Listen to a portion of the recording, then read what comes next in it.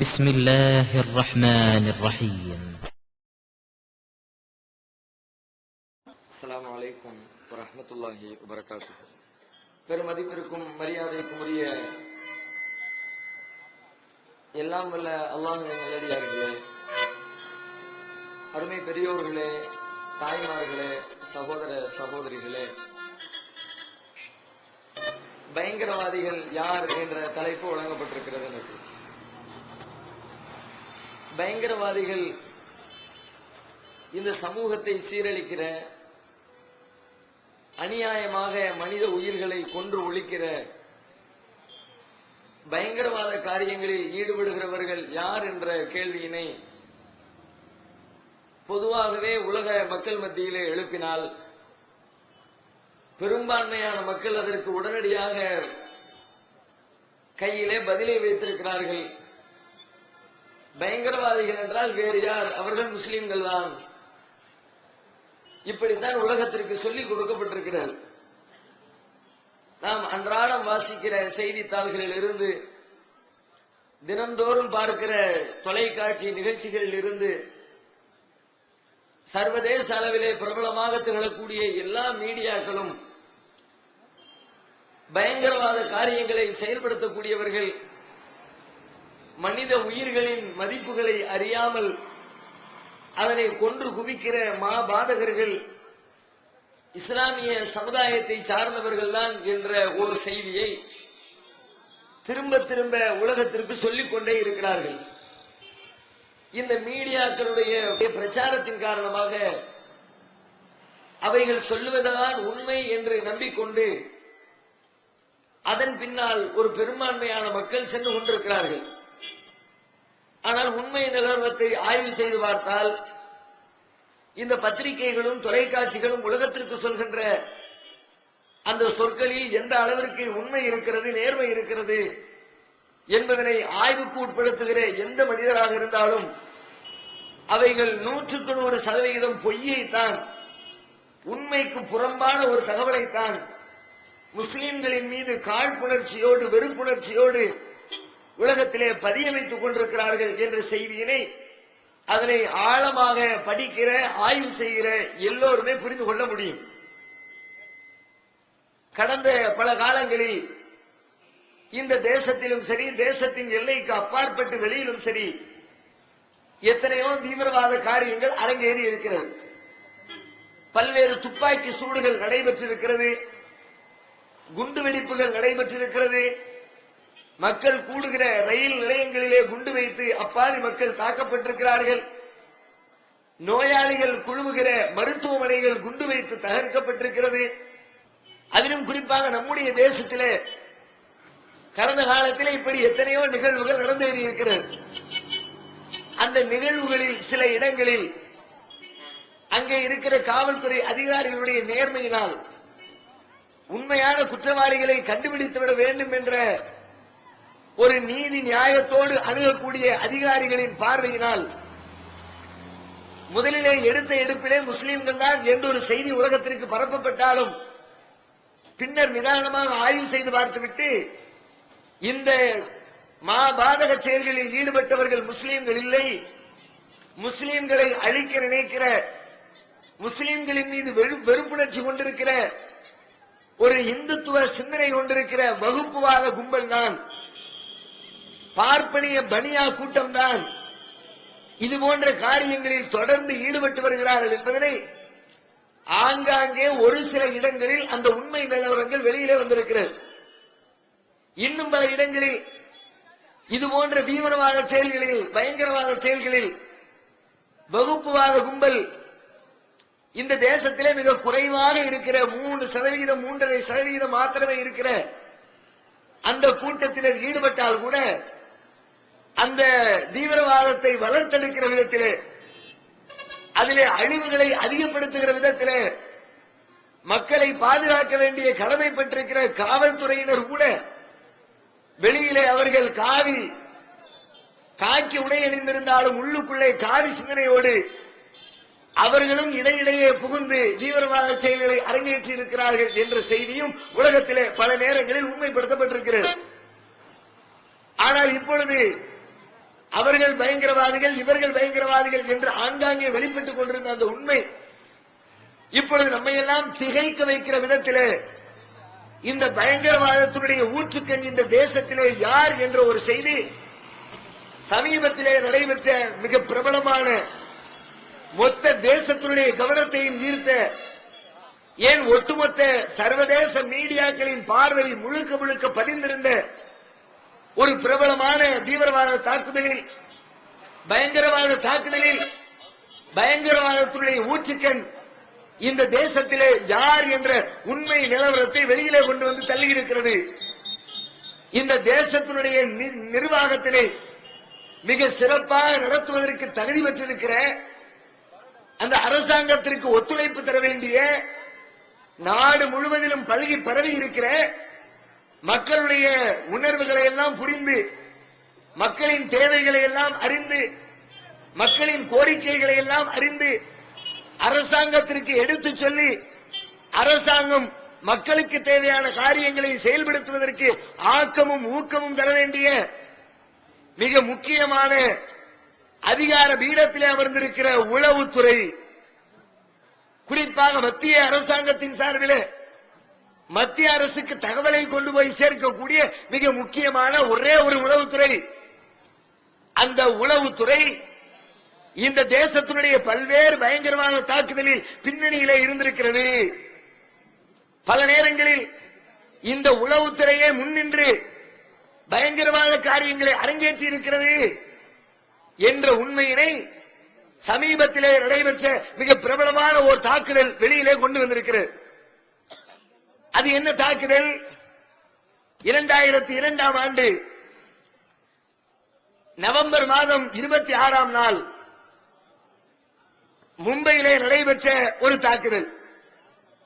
எல்லோரும் டிவியில பார்த்திருப்போம், எல்லாரும் பத்திரிகையில படிச்சிருப்போம், எல்லாரும் அந்த காலகட்டத்திலே திரும்ப திரும்ப தொலைக்காட்சியிலே ஒளிபரப்பப்பட்டதை நமது கண்களால் கண்டு அனுபவித்தோம். மிக பிரபலமான ஹோட்டல், 5 நட்சத்திர ஹோட்டல் தாஜ் ஹோட்டலிலே தாக்குதல் நடைபெற்றது. ஓபராய் ஹோட்டலிலே தாக்குதல் நடைபெற்றது. நரிமன் என்ற பகுதியிலே துப்பாக்கிச் சூடு நடைபெற்றது. அதே மும்பையிலே, மும்பை காமா மருத்துவமனையிலே துப்பாக்கிச் சூடு நடைபெற்றது. மும்பை சிஎஸ்டி என்று சொல்லப்படுகிற சத்ரபதி சிவாஜி ரயில் நிலையத்தில் துப்பாக்கி சூடு நடைபெற்றது. ரங்காபவன் என்ற ஒரு சந்துக்குள்ளே துப்பாக்கி சூடு நடைபெற்றது. கஃபே கோல்டு என்ற ஒரு பகுதியிலே துப்பாக்கி சூடு நடைபெற்றது. அந்த 2 நாட்களும் 26, 27 ஆகிய 2 நாட்களும் மொத்த மும்பையுமே கலகலத்து போகிற விதத்தில் பல இடங்களில் பயங்கரமான தாக்குதல்கள் அரங்கேறி ஒட்டுமொத்த உலக மீடியாக்களும் அதனை கவர் செய்து உலகத்திற்கு அந்த தகவலை சொல்லிக் கொண்டிருந்தது. அந்த தகவலில், அந்த காரியத்தில் ஈடுபட்டவர் யார்? மீடியாக்கள் என்ன சொன்னது? உளவுத்துறை என்ன சொன்னது? காவல்துறை என்ன உலகத்திற்கு சொன்னது? இன்றைக்கு வரைக்கும் என்ன சொல்லி நம்ப வைக்கப்படுகிறது என்று சொன்னால், வெளிநாட்டிலே இருந்து வந்த ஒரு கூட்டம், குறிப்பாக பாகிஸ்தானிலிருந்து ஒரு தீவிரவாத கும்பல் பம்பாயினுடைய கடற்கரை வழியாக, மேற்கு கடற்கரை வழியாக உள்ளுக்குள்ளே நுழைந்து பதாவர் பூங்காவிலே இறங்கி அங்கிருந்து உள்ளுக்குள்ளே நுழைந்து கண்மூடித்தனமாக துப்பாக்கி சூடு நடத்தி இந்திய தேசத்தையே நிலைகுலைய செய்து விட்டார்கள் என்பதுதான் எல்லோரும் அறிந்து வைத்திருக்கிற உண்மை. அதிலே ஒரு சதவீதம் உண்மை இருக்கு, நான் மறுக்கல. பாகிஸ்தான்ல இருந்து ஒரு குரூப் வந்துச்சு, அதுக்கு நிறைய எவிடன்ஸ் கொடுத்திருக்கிறாங்க, அதை பார்த்த சாட்சிகள் உண்டு, அதற்கான ஆதாரங்கள் உண்டு, அதை நான் மறுக்கல. ஆனால் அன்றைக்கு நவம்பர் மாதம் 26ஆம் நாள் மும்பையிலே பல்வேறு இடங்களில் தாக்குதல் நடைபெற்றது. அந்த அத்தனை தாக்குதலையும் பாகிஸ்தானில் இருந்து வந்த தீவிரவாதிகள் தான் செய்தார்களா என்றால், எல்லாத்தையும் பாகிஸ்தான் தீவிரவாதி செய்யல. அதுல பாதிய பாகிஸ்தான் செஞ்சது, மீதிய நம்ம லோக்கல் ஐபி செய்தது, நம்முடைய இந்திய தேசத்தினுடைய உளவுத்துறை செய்தது. அவர்களுடைய திட்டமிட்ட காய் நகர்த்தல்களாக செய்தார்கள். 2 நடந்துச்சு, ஒரே நாள்ல நடந்துச்சு. ஆனா 2 பேர் செஞ்சாங்க. 2 பேர்ல ஒருத்தர் மறைக்கப்பட்டு இந்திய தேசத்தினுடைய பங்களிப்பு புறக்கணிக்கப்பட்டு, உளவுத்துறை செஞ்சது மறக்கடிக்கப்பட்டு, பாகிஸ்தான் செஞ்சது மட்டும் ஹைலைட் பண்ணப்பட்டு, எல்லாத்தையும் மொத்தமா பாகிஸ்தான் தலையில வச்சு இந்த குற்றவாளிகள் இந்த தேசத்திலே நம்மை கண்காணிக்கிறோம், அரசாங்கத்திற்கு நம்முடைய கருத்துக்களை எடுத்துச் சொல்லக்கூடிய இடத்திலே இருக்கிற இந்த உளவுத்துறை இந்த குற்றவாளிகள் தங்களை தற்காத்துக் கொண்டிருக்கிறார்கள். ரெண்டா பிரிக்கணும். அன்றைக்கு 26 அன்றைக்கு நடைபெற்ற அந்த தாக்குதலை ரெண்டா பிரிங்க. ஒரு புறத்தில் பிரிச்சா தாஜ் ஹோட்டல், ஓபராய் ஹோட்டல், நரிமன் பகுதி, இங்க தாக்குதல் நடைபெற்றது. அது ஒரு விதம், அது ஒரு டீம். இந்த பக்கம் திரும்புங்க, சத்ரபதி சிவாஜி ரயில் நிலையம், அதற்கு அருகிலே காமா மருத்துவமனை, அதனை ஒட்டி இருக்கிற ரங்காபவன் சந்து, அதற்கு அருகிலே இருக்கிற கஃபே லியோ கஃபே போல்டு, இங்க எல்லாம் நடந்துச்சு. இது ஒரு டீம், ரெண்டு தனித்தனி டீம். தனி டீம்ங்கிறது உலகத்துக்கு சொல்லப்படல. எல்லாத்தையும் ஒருத்தன் தான் செஞ்சான்னு அவன் தலையில வச்சு ஒரு ஆள் கிடைச்சா போதுமே. நம்ம காவல்துறைக்கால் பாடம் நடத்தணும், நம்ம உளவுத்துறைக்கால் சொல்லிக் கொடுக்கணும். ஊருக்குள்ள 10 இடத்துல திருட்டு நடந்திருக்கும், எவ்வளோ ஒருத்தன் ஒரு இடத்துல மாட்டிருப்பான். கிடைச்சிட்டாயா நமக்கு ஒரு அடிமை, தூக்கி போடு பார்ட்டிய. அங்க திருடனவன் இவன் தான், இங்க திருடனவன் இவன் தான், ஊர்ல நடந்த அத்தனை திருட்டை செஞ்சவன் இவன் தான். அப்படின்னு ஃபைல க்ளோஸ் பண்ணிட்டு நிம்மதியா உட்கார்றதுக்கு வேலையை பார்ப்பாங்களே. எல்லா தீவிரவாத எல்லா திருட்டுக்களையும் கண்டுபிடித்து விட்டோம் என்று மாறுதட்டி கொள்வதற்கு ஒருத்தன் கிடைச்சா போதும்னு அவன் தலையில வச்சு அடக்குவாங்களே. அதே மாதிரி பாகிஸ்தான் கிடைச்சா அவன் தலையில மொத்தமா வச்சுக்கிட்டு இவர்கள் தாங்கள் செய்த அட்டூழியத்தை மறைத்து விட்டார்கள். இந்த பக்கம் திரும்பி பார்த்தா பொதுவாக குற்றம் பொய்க்கு சொல்லுவாங்க. பொய்ய அதை பொய்ப்படுத்துறதுக்கு அதுக்குள்ளே ஆதாரம் இருக்குமாங்க. ஏதாவது ஆதாரத்தை வச்சுட்டு போவான். பொய் சொல்றவன் சொல்லும் போதே தடுமாறி சொல்லும் போதே கண்டுபிடிச்சிருவான். திருட்டு பய மொழிங்கிறோம்ல, திருட முழிக்கிற மொழியை பார்த்தாலே ஏதோ திருடிப்பான் போல இருக்குன்னு கண்டுபிடிக்கிறோமே. அது மாதிரி இங்கே இவர்கள் செய்த தகிடுதத்தங்கள், அதிலே அவர்களையும் அறியாமல் பல்வேறு ஆதாரங்களை விட்டு வைத்து விட்டார்கள். நடுநிலையோடு சிந்திக்கிற பல பேர், பல நல்ல அதிகாரிகள், பல நல்ல ஆய்வாளர்கள், பல நல்ல பத்திரிகையாளர்கள் மும்பையில போய் இறங்குறாங்க. ஒன்னையும் கையில் எடுக்கிறாங்க, ஒன்னையும் ஆய்வு செய்யறாங்க. அப்படியே பிரிச்சு மேயிறாங்க. அது வேற இது வேற. இது எவனோ செஞ்சிருக்கிறான், அவனை கண்டுபிடிக்கணும். இதை செஞ்ச ஆளு வேற, அதை செஞ்ச ஆளு வேற. ஏன் ரெண்டுக்கு மத்தியில எந்த ஒற்றுமையுமே இல்லை. பொதுவாக ஒரு டீம் தற்கொலை ஒரு தாக்குதலை நடத்துச்சுன்னா, ஒரு டீம் தான் தாக்குதல் நடத்தினா எல்லா இடத்திலையும் ஒரே மாதிரி இருக்கும், ஒரே அடையாளம் இருக்கும். ஒரு ஆளு எல்லா வீட்லயும் கொலை, ஒரு 10 பேரை கொலை பண்ணான்னு வச்சுக்குவோம், 10 பேருடைய கொலையிலையும் ஏதோ ஒரு ஒற்றுமை இருக்கும்.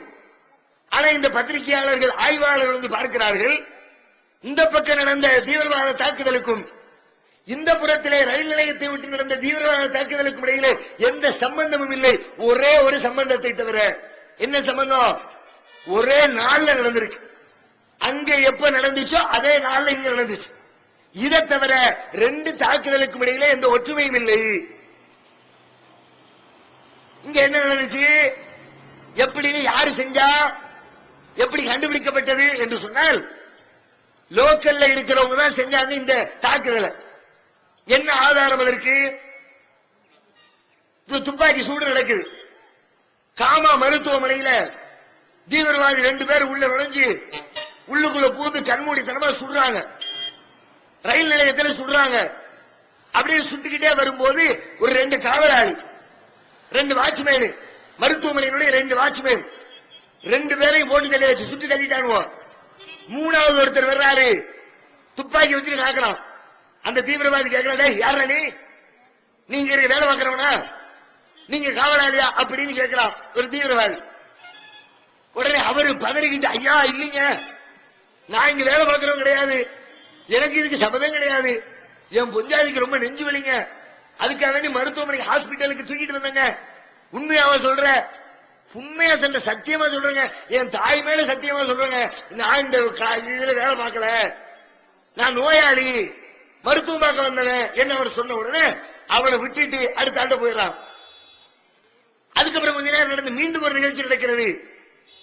இன்னொரு காவலாளி, அவர் யாரு, இதே மாதிரி அந்த காமா மருத்துவமனையில, அதுக்கு பக்கத்தில் இருக்கிற ஆல்ட் மருத்துவமனையில இன்னும் ஈகத்துவம் ஓரிரை கொள்கையை விளக்கும் ஒப்பற்ற மாத இதழ் PJ MI சுலைமான், ஷம்சுல்லுஹா, இன்னும் பல சிறந்த அறிஞர்களின் கருத்து கருவூலங்கள், இன்னும் பல சிறந்த அம்சங்களுடன் வெளிவரும் ஏகத்துவம் இதழை படித்து உங்கள் மார்க்க அறிவை வளர்த்துக் கொள்ளுங்கள். உங்கள் டிராப்ட்களை ஏகத்துவம் இலக்கம் 30 அரண்மனைக்காரன் தெரு, மண்ணடி, சென்னை 1 என்ற முகவரிக்கு அனுப்புவீங்கள். மகளிருக்கு வழிகாட்டும் மாத இதழ் தீன்குல பெண்மணி, தமிழ்நாடு தவ்ஹீத் ஜமாத்தின் மேற்பார்வையில் முஸ்லிம் பெண்களுக்கான இல்லற கடமைகள், மருத்துவ பகுதி, சிறுவர் பகுதி, திருமண தகவல் பகுதி, ஹதீஸ் திறனாய்வு போட்டி மற்றும் பல சுவையான அம்சங்களுடன் வெளிவரும் முஸ்லிம் பெண்களுக்கான முழுமையான மாத இதழ் தீன்குல பெண்மணி. ஆண்டு சந்தா உள்நாடு 100 ரூபாய், வெளிநாடு 400 ரூபாய், தனி இதழ் 9 ரூபாய். உங்கள் MODDகளை எடுத்து அனுப்ப வேண்டிய முகவரி தீன்குல பெண்மணி, நம்பர் 30, அரண்மனைக்காரன் தெரு, மண்ணடி, சென்னை 1. வெளிவந்து விட்டது தவறான வாதங்களும் தக்க பதில்களும். சகோதரர் PJ அவர்கள் உரையாற்றிய ரமலான் மாத தொடர் சொற்பொழிவு. மறைவான ஞானம் அல்லாஹ்வை தவிர வேறு யாருக்கும் உண்டா? சத்தியம் எது, அசத்தியம் எது? இறந்தவர்களால் செவியேற்க முடியுமா? நபிமார்களுக்கு இறைவன் வழங்கியது என்று வேறு ஏதும் மறைவான ஞானங்கள் உண்டா? தர்கா, தரீகா வழிபாடுகள் சரியா? மனிதன் கடவுளாகி விட முடியுமா? தவறான கொள்கையில் இருப்பவர்களின் வாதங்களுக்கு குர்ஆன் ஹதீஸ் அடிப்படையில் அடுக்கடுக்கான தெளிவான சான்றுகளுடன் தக்க பதில்கள் 5 DVDக்களாக விலை ரூபாய் 150 மட்டுமே. கிடைக்கும் இடம் TNTJ வீடியோ விஷன், நம்பர் 30, அரண்மனைக்காரன் தெரு, மண்ணடி, சென்னை 1. செல் 9500168989. 3.4% கூட இல்லாத அந்த மேல்தட்டு சாதி வகுப்புவாத கும்பல் நாட்டில் இருக்கிற எக்கச்சக்கமான தீவிரவாத செயல்களை செஞ்சு வச்சிருக்குது. அதை எல்லாத்தையும் காப்பாற்றுற பொறுப்பு ஐபிக்கு உள்ளது. இந்த ஆள் வந்தாரு, எல்லாத்தையும் நோண்டி எடுத்தாரு, எல்லா பேரும் சிக்கலை மாற்றான். இன்னும் ஒரு மாசம் இருந்தாருன்னா நாட்டில் இருக்கிற முக்கிய தலைகள் எல்லாம் உள்ளுக்குள்ள எல்லாத்தையும் பிங்கர் டிப்ல கொண்டு வந்துட்டார். பிரவீன் தொக்காடியால இருந்து, அத்வானி குரூப்ல இருந்து, பிராக்கியா சிங்ல இருந்து, மாலேகான் குண்டுவெடிப்பு நடந்துச்ச, அதையும் அவர் தான் பார்த்தாரு. பார்த்து எடுத்தா எல்லா பேரும் இந்துத்துவ தலைவர்கள். மோடி வர்றான், ராஜ்நாத் சிங் வர்றான், இந்துத்துவ தலைவர்கள் அத்தனை பேரும் உள்ள வந்து மாட்டுறாங்க. ஐபிக்கு தாங்க முடியல. ஆகா, நம்முடைய தலைவர்கள் இவர்கள், நம்முடைய நேசத்திற்குரியவர்கள், இவர்கள் பிடிபட்டால் பெரிய ஆபத்து வந்துடும். அதனால உடனே தடுக்கணும், ஆளை மாத்தணும், ஹேமந்த் கர்கரையை காலி பண்ணணும், அந்த இடத்துல வேறொரு ஆளை கொண்டு வைக்கணும். அப்பதான் நாம தப்பிக்க முடியும், நம்முடைய பாசத்திற்குரிய தலைவர்களை தப்பிக்க வைக்க முடியும் என்று சொல்லி ஐபி திட்டம் தீட்டுகிறது. அந்த திட்டத்தை நிறைவேற்றுவதற்கு ஐபி எடுத்துக்கொண்ட காலம்தான் அந்த 26 நவம்பர் மாதம் 2008ஆம் நாள். அவன் வருவான், அவன் வந்து அங்க அடிக்கட்டும். எத்தனை பேர் செத்தாலும் பரவாயில்ல, நாம இவனை சாகடிக்கணும். அந்த நேரத்தில் இந்த வேலையை பார்ப்போம். பழிய தூக்கி பாகிஸ்தான் மேல தலையில போட்டுவிட்டு நாம் தப்பித்துக் கொள்வோம். அதுலயும் மாற்றம் அசாமி எப்படி போட்டு தள்ளிட்டு ஹேமந்த் கர்கரையை சுற்றுறானோ, எப்படி அந்த ஆளுங்க துப்பாக்கி சூடு நடக்கிற நேரத்தில் போன போட்டு இந்த இடத்துக்கு போ, அந்த இடத்துக்கு போன அவரை ரூட் விட்டு கடைசியில ஒரு ரூட்டுக்கு காமா மருத்துவமனைக்கு பின்னாடி இருக்கிற ஒரு சந்துக்குள்ள மருத்துவமனையில பயங்கரமான இது நடக்குது, நீ உள்ள போன வத்தி விட்டு அந்த ஆள் பாதுகாக்க போற உள்ள போவ லைட் இல்லாத நேரத்தில் அங்க ரெடியான அந்த தீவிரவாத கும்பல் அவரை சுட்டு காலி பண்ணுகிறது. படுகொலை செய்யப்படுகிறார். அவர் மட்டுமில்லை, அவரோடு கூட சென்ற காம்தே என்ற காவலர், அவரோடு கூட ஒத்துழைக்கு சென்ற சலாஸ்கர் என்ற அதிகாரி, அந்த டீம்ல இருக்கிற அத்தனை பேரையுமே அந்த கூட்டம் போட்டு தள்ளுகிறது. படுகொலை செய்யப்படுகிறார்கள். படுகொலை செஞ்சு எல்லாம் முடிஞ்சதுக்கு பிறகு பாகிஸ்தான்காரன் தான் செஞ்சான்ற நம்ப வைக்கணும்ன்றதுக்காக அதுக்காக வேண்டி ஏற்கனவே செட்டப் பண்ணி ஒரு ஆதாரத்தை வச்சிருக்கான் பெண்டிங்ல. இத பாகிஸ்தான் மேல தலையில போடணும்னா அதுக்கு ஏதாவது சொல்லணும்லன்ட்டு அதுக்கு ஒரு ஆளை கொண்டு வர்றோம். பிடிச்சிட்டோம், தீவிரவாத காரியத்தில் ஈடுபட்டவனே, இந்த இடத்துல துப்பாக்கி சூடு நடத்தினவனே, அந்த ஆளை நாங்க கையங்கலமா பிடிச்சிட்டோம், இந்த பாரு பிடிச்சிட்டோம்னு ஒருத்தன் போட்டோவை கொண்டு வந்து காட்டிச்சு. அஜ்மல் கசாப் எல்லா பக்கமும் ஃபேமஸ் ஆகுது. சர்வதேச மீடியாக்கள்ல பூரா திரும்ப திரும்ப ஒளிபரப்பப்படுகிறது. இவன் தான் அந்த ஆளு. 2 பேர் வந்தா, ஒருத்தன் செத்துட்டான், இன்னொருத்தன் உசுரோடு பிடிச்சு விட்டோம். பாகிஸ்தான்காரன் தான் இவன், அந்த ஆள் பாகிஸ்தான்காரன்.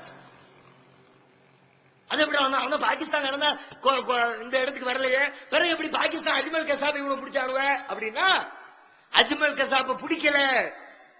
அஜ்மல் கசாப் இந்த சண்டையில இந்தியாவுக்கு வரல. இதற்கு 2-3 ஆண்டுகளுக்கு முன்பே இந்தியாவிலே இந்திய உளவுத்துறையால் கைது செய்யப்பட்டவன் இந்த அஜ்மல் கசாப். இந்திய உளவுத்துறையின் கைகளிலே பாதுகாப்பாக வைக்கப்பட்டிருந்தவன். ஏதாவது வாய்ப்பு வரும், ஏதாவது நேரம் வரும், இவன் தலையை அதை போட்டுட்டு நம்ம தப்பித்துக் கொள்ளலாம்னு அவனை சேஃப்டியா வச்சிருந்துச்சு. கதையில நான் சொல்றது கற்பனையை சொல்லல. ராவல்பிண்டியில இருந்து வரக்கூடிய தி நியூஸ் என்ற பத்திரிகை அப்படியே விவரிக்கிறான். ஒரு வக்கீல் எழுதுறாரு, நேபாள தலைநகர் காத்மாண்டுவில் 2006ஆம் ஆண்டு அஜ்மல் கசாபும் அவனோடு சேர்ந்து வேறு சில குற்றவாளிகளும் அங்கே வேறு குற்றங்களில் ஈடுபட்டார்கள், இந்தியாவிற்கு எதிராக வேறு விதமான சதி செயலில் ஈடுபட்டார்கள் என்று சொல்லி இந்திய உளவுத்துறையும் அங்கிருக்கிற நேபாள காவல்துறையும் சேர்ந்து அவனை கைது செய்து இறுதியிலே உளவுத்துறைகளின் இந்தியாவின் கைவசத்திலே அஜ்மல் கசாப் 2006 ஒப்படைக்கப்பட்டு விட்டான். இந்த அஜ்மல் கசாப்புக்கு இந்த மும்பை தாக்குதலுக்கு சம்பந்தம் இல்ல. எப்பமோ உள்ளவனை பாகிஸ்தான புடிச்சு வச்சு நேரம் வரும் பயன்படுத்தலாம்னு காத்திருந்து இந்த நேரம் வந்தவன இந்த மாதிரி அவனே ஒரு ஆளை கொண்டு நிப்பாட்டு, அவனை பிடிச்ச அவன் தீவிர துப்பாக்கியோடு நிக்கிற போட்டோவோட கொண்டு போடுறான், மாட்டிக்கிறான். எப்படி மாற்றான்? போட்டோவில் மாற்றான். வேறு பல ஆதாரங்களில் ஐபி மாற்று. எப்படி? பதாவர் பூங்காவில் தான் பாகிஸ்தான்ல இருந்து வந்த அந்த டீம் இறங்கும் போது அங்க ஒரு பெண்மணி ஒரு தனிமை படகுல அமர்ந்திருக்கிறார். டீம்ல பாகிஸ்தான்ல இருந்து வந்த அத்தனை பேரையும் கண்ணுக்கு கண்ணாக முகத்துக்கு முகமாக மிக தெளிவாக அத்தனை பேரையும் அந்த பெண் பார்க்கிறார். தாக்குதல் நடப்பதற்கு முன்பே அத்தனை பேரையும் தெளிவா பார்த்த ஒரு பெரிய சாட்சி அந்த பொம்பளை. அனிதா ராஜேந்திர உத்தையாங்கிற அந்த பொம்பளை பேர். இந்த அனிதா அம்மா எல்லா பேரையும் முகத்துக்கு முகமா பார்த்துருச்சு. அதை காவல்துறைக்கு அறிவிச்சு மற்ற இடத்துல எல்லாத்தையும் சுட்டு தள்ளானுவல்ல, தாஜில ஒபாராயில நரிமன்ல எல்லாத்தையும் சுட்டு தள்ளானுவல்ல, எல்லாரையும் ஜே மருத்துவமனையில அவர்களை போய் அடையாளம் சொன்னது இந்த பொம்பளை தான். அவன் ஒன்னா இவன் தீவிரவாதி தான். இந்த ஆளை நான் பார்த்தேன், அந்த லிஸ்ட்ல இருந்தவன் தான், அந்த படகுல வந்து இறங்கின குரூப்ல இந்த ஆளை பார்த்தேன். எல்லாத்தையும் வெளியிட்டே வருது. அஜ்மல் கசாப் போட்டோ காட்டினா இவன் வரலையே, இவனை நான் பார்க்கலையே, இவன் அந்த டீம்ல இல்லையே, போட்டு உடைக்கிறான். நம்ம என்ன பண்ணி தெரியுமா? ஐவி ஆகா இந்த பொம்பளை சரி வராதா, இவளை சாட்சியுடைய பட்டியலிருந்து நீக்கிறோம்னு அரசு தரப்பு சாட்சிங்கிற லிஸ்ட்ல இருந்து அந்த பொண்ணை தூக்கி வெளியே இருந்துட்டான். இவளை வச்சா நமக்கு ஆபத்து, இவளை வெளியே விடக்கூடாது. அடுத்து என்ன பண்றான்? அஜ்மல் தான் அப்படின்னு நிரூபிக்கிறதுக்காண்டி அவன் தீவிரவாத செயலில் துப்பாக்கியோடு அப்படி நிக்கிற மாதிரி ஒரு போஸ் போட்டோ, எல்லா பக்கம் போட்டோ போகுது. போட்டோவை கூர்ந்து கவனிக்கிறான், போட்டோல மாட்டிக்கிறான் ஆசாமி. போட்டோ எப்படி 30 டிகிரி கோணத்தில் நேருக்கு நேராக எடுக்கப்பட்டிருக்கிறது. துப்பாக்கியால சுட்டுக்கிட்டு இருக்கும் போது இங்க இருந்து 10 அடி தூரத்துல 30 டிகிரி கோணத்துல நின்று எவனாவது எடுப்பானா? எடுக்க முடியுமா? எடுத்தா கொஞ்சம் மூடுவானா? துப்பாக்கி சூடு நடத்துறவன் சட்டு சட்டு சட்டு சட்டுன்னு பட்டனை அமுக்குனா 10 குண்டு 20 குண்டு மழை வந்து விழுந்துட்டு இருக்கும்போது லைட்டா ஒரு திருப்பு எல்லாம் முடிஞ்சிருக்கும். பரகானம் சாகலேவனும் செத்த எப்படி போட்டோ எப்படி கைக்கு வர்றது? அப்ப இவன் தான் பிடிச்சிருக்கிறான் திட்டம் போட்டு. தீவிரவாதம் நடக்கும்போது பிடிக்கல, இவனா துப்பாக்கி விடா போட்டோவை போஸ் கொடுப்பாங்கல்ல காவல்துறை, எந்த ஒரு 4 பேர் பிடிச்சா போதும், பிடிச்சோன்னா உட்கார அப்படியே பயங்கரமா ஹீரோ மாதிரி போலீஸ்கார பக்கத்துல நின்று போஸ் கொடுப்பாரு அப்படிம்பாரு. போட்டோ கிளிக் பண்ண உடனே எல்லாத்தையும் கலை, கூட்டத்தை கலை, சங்கத்தை கலைன்னு போயிருவாரு. போட்டோக்கு போஸ் கொடுக்குற அது மாதிரி இங்க என்ன நடக்கு? தீவிரவாத தாக்குதல் நடக்கும்போது போட்டோ பிடிக்கல, நடந்து முடிஞ்சதுக்கு பிறகு ஆளை கொண்டு நிப்பாட்டி ரயில்வே ஸ்டேஷன்ல போட்டோ எடுக்கப்படுகிறது. அதற்கு இன்னொரு ஆதாரம், போட்டோவுடைய பேக் சைடு பார்த்தா ஃபுல்லா ஸ்டேஷன் முழுக்க எம்டியா காலியா இருக்கு. Chhatrapati Shivaji terminal, Shivaji railway station ஃபுல்லா காலியா இருக்கு. எந்த நிமிஷத்துல ரயில்வே ஸ்டேஷன் காலியா இருக்கு காட்டு. எப்ப காலியாச்சு தெரியுமா? குண்டு வெடிப்புலாம் நடந்த உடனே பீதியாகி டோட்டல் ஸ்டேஷன் காலியாச்சு. அப்பதான் காலியாச்சு. அதுக்கு முந்தி எப்பொழுதும் அந்த ரயில்வே ஸ்டேஷன் காலியானதே கிடையாது. சென்னை சென்ட்ரல் காலியாகி பார்த்திருக்கீங்களா? சென்னை எக்மோர் காலியாகி பார்த்திருக்கீங்களா?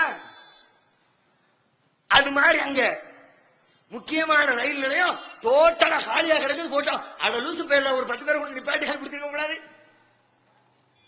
ஐடியா வந்து கேளு, கவிதை மாதிரி கேளு. உனக்கு சட்டம் மட்டும்தான் தெரியும், எங்களுக்கு சட்டத்தில் இருக்கிற ஓட்டையும் தெரியும், சட்டமும் சேர்ந்து தெரியும். என்ன பிடிச்சாச்சா? போட்டோவை பார்த்துட்டு எல்லா பேரும் தீர்ப்பளிச்சுட்டா இது கள்ளத்தனம் நடந்திருக்கிறது. ரயில் நிலையம் காலியா இருக்குது.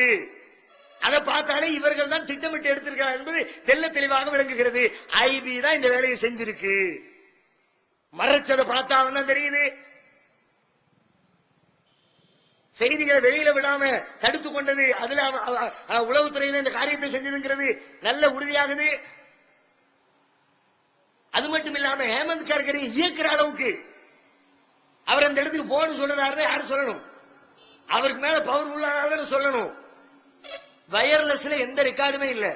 ஏன் வயர்லெஸ்ல யாருமே கூப்பிட்டு சொல்லல, கமிஷனர் கூப்பிடல அந்த இடத்துக்கு போக சொல்லி, அசிஸ்டன்ட் கமிஷனர் அவருக்கு ஆர்டர் போடல அந்த இடத்துக்கு போக சொல்லி, வேற யாரோ செல்போன் வழியா அவருக்கு ஆர்டர் கொடுத்திருக்காங்க. வயர்லெஸ்ல இருந்தா டக்கு எடுத்துலாம் வயர்லெஸ்ல.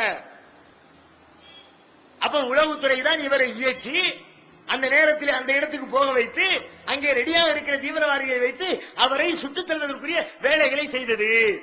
ஏன்? அவர் செய்த சாதனைகள் பிடிக்காமல் அவருடைய ஆய்வு புலனாய்வு துறையில மாற்றிக்கொண்ட பல பேர், அவர்களை தப்பிக்க வைப்பதற்காக மாற்றிக்கொண்ட அத்தனை பேரும் இந்து தீவிரவாதிகள், வகுப்புவாத வெறியர்கள். அந்த வகுப்புவாத வெறியர்களை இவங்க ஏன் தப்பிக்க வைக்கணும்? அப்படி ஒரு கேள்வி வரும் உங்களுக்கு. அவனையே ஐபி காப்பாற்றணும், ஐபி சேர்த்து உள்ளதுக்கு போட வேண்டியதானே. அங்க இருக்கிறவன் அவன் தானே இருக்கிறான், ஏன்னா இனத்தோடு தானே சேரும். ஐபியில் இருக்கிற யாரு 100% ஒரு குறிப்பிட்ட சமுதாயத்தை சார்ந்தவன் தான். 1-2 விதிவிலக்கா கிடக்கலாம், எல்லாம் முழுசா அந்த பிராமண பார்ப்பன சமுதாயத்தினுடைய கைகளில், RSS இந்துத்துவாவுடைய கைகளில், அந்த உளவுத்துறை முழுக்க முழுக்க அவருடைய கட்டுப்பாட்டில் இருக்கிற எல்லாரும் அப்படிதான். எந்த அளவுக்குன்னா 1993 வருடம் வரைக்கும் அந்த உளவுத்துறை பிரிவில் ஒரே ஒரு முஸ்லீம் கூட அங்க அதிகாரியா இருக்கிற, ஒரு முஸ்லீம் கூட இல்லாம பாத்துக்கலாம்னா எப்படி? எல்லாத்துக்கும் வேலை கொஞ்சம் கூட குறைவு. சதவீதம் இடஒதுக்கீடு கேட்கிறோம், எங்க சதவிகிதத்துக்கு இல்லைன்னு கேட்கிறோம், இல்லவே இல்லைன்னு கேட்கிறோம். ரயில்வே துறையில நாங்க இல்லவே அப்படியே சொல்ல இருக்கிறோம். ஏதோ 2 கொடுத்திருக்க 3 கொடுத்திருக்க, உரியதை கொடுப்பான்னு கேட்கிறோம்ல. உளவுத்துறையில உரியது கொடுக்கப்பட்டிருக்கணும்ல. 1993 வரைக்கும் ஒரே ஒரு முஸ்லீம் கூட அந்த அமைப்பிலே இருக்காத மாதிரி பார்த்துக் கொண்டார்கள். அதுக்கு பிறகு 1-2 பேர் வந்தான். அவன் எப்படி? அதிகார மட்டம் கிடையாது, டெப்டேஷன். அது டெப்டேஷன். யாராவது லீவுக்கு போனான்னு வச்சுக்குவோம், ஒரு அதிகாரி லீவுல போயிட்டாரு, 10 நாள் லீவா, நீ வந்து உட்காருப்பா, எந்த அதிகாரமும் கிடையாது அவனுக்கு. விடுமுறை காலத்திலே பங்களிப்பு செய்வதற்கு சில முஸ்லீம்களை தேர்வு செய்தார்களே தவிர, டெம்பரவரியா தேர்வு செய்யப்பட்டார்களே தவிர வேற யாரும் முஸ்லீம்களே இல்லாத அளவிற்கு பார்க்கிறார்கள் என்றால் அது முஸ்லீம்களுக்கு எதிரான ஒரு அமைப்பாகத்தான் இருக்க முடியும். இதை நான் மட்டும் சொல்லல, டெல்லி யூனிவர்சிட்டியினுடைய புரொஃபசர் பேராசிரியர் SAR ஜெயிலானி சொல்கிறார். யார் இந்த ஜெயிலானி? ஒரு டயத்தில் நாடு பரபரந்து கிடந்துச்சு. எப்படி? இந்திய ஜனநாயகத்தினுடைய மிகப்பெரிய வலிமை வாய்ந்த தூணாக கருதப்படுகிற இந்திய தேசத்துடைய நாடாளுமன்றம் பாராளுமன்றம் தாக்கப்பட்ட தினம் மொத்த உலகம் கலகலத்துச்சு. மொத்த தலைவர்களும் பீதி அடைந்த நாள். ஜனநாயகத்தினுடைய அடையாள சின்னத்திலே தீவிரவாதிகள் கை வைத்து விட்டார்கள் என்று சொல்லி அதிலே சம்பந்தப்படாத ஜெயிலானி என்ற இந்த புரொஃபசரை அதிலே கைது செய்து சிறையில் அடைத்தார்கள். உச்ச நீதிமன்றம் விசாரித்தது, வழக்குகள் முறையாக பரிசீலிக்கப்பட்டது. இறுதியில இந்த ஆளுக்கு அதுக்கு சம்பந்தம் இல்ல, போயான்னு விடுதலை பண்ணிருச்சு. அவர் சொல்றாரு, நான் இந்திய உளவுத்துறையினை மிக நெருக்கத்திலே பார்த்தேன். பல நாட்கள் பல மாதங்கள் அவர்களோடு படுத்துறங்கினேன். அவர்களோடு தமிழ்நாடு தௌஹீத் ஜமாஅத்தின் அரும் பணிகள், இஸ்லாம் கூறும் அனைத்து பணிகளையும் குர்ஆன் மற்றும் நபி வழியின் அடிப்படையில் செயல்படுத்தும் முதன்மையான அமைப்பு தமிழ்நாடு தௌஹீத் ஜமாஅத். பிற மத மக்களுக்கு இஸ்லாத்தை எடுத்துரைக்க அழைப்பு பணி. இஸ்லாத்தை ஏற்றுக்கொண்டவர்களுக்காக அனைத்து உதவிகளுடன் முற்றிலும் இலவசமாக ஆண்களுக்கும் பெண்களுக்கும் என தனித்தனி பயிற்சி மையங்கள்.